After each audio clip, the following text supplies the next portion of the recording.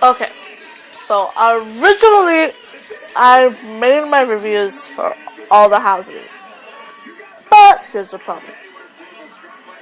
I went, of course, within the wonderful limits of YouTube too far. So now I have to redo this whole video again, but I decided instead of making one huge video, I'm going to make 2 or 3 small videos with my reviews of the Halloween Horror Nights Hollywood event. So here we are with the first 2 houses, and again, this is in order that I attended the houses, not anything specific. Okay, the first maze I experienced. Wait, let me turn off the volume so you can hear me a little better. The first maze I experienced was Alice Cooper's Welcome to My Nightmare Maze, and I believe that was in the Jurassic Park overflow queue in the lower lot. And I give it a good 8.5 again. It was good scares, fun scares, amazing scenery, and the yeah, basically, Alice Cooper, Funhouse, definitely recommended it. If for some insane reason they repeat it next year, which secretly I hope they don't, I hope they change it up because I honestly think it could have some potential to be changed and for the better. So, okay, so that's Alice Cooper. No, I'm so sorry. I keep changing the camera because I have to do this like sitting down on like on a little bench in my room because I don't have my desk anymore. So yeah. Okay, so second house was pretty much right next to Alice Cooper. I want to say near or behind the Mummy. Near behind the Mummy. Well, I'm gonna say near the Mummy. The Revenge of the Mummy and that was, of course, Eli Roth's Hostel hunting season. Well, I must admit that I had a better time in this house than I actually expected to. If a few of you caught it, it actually mixed scenes from Hostel 1 and 2, and apart from a little teeny bits of new stuff. I honestly give this house, counting the facade and the scare actors were, at the time I went, thankfully they were on top of their game. You got your very good scares worth, and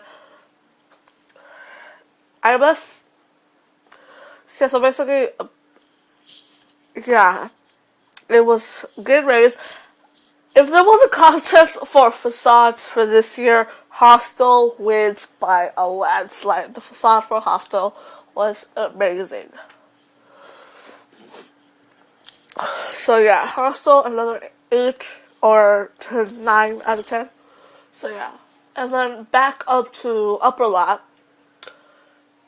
we have the Thing Assimilation.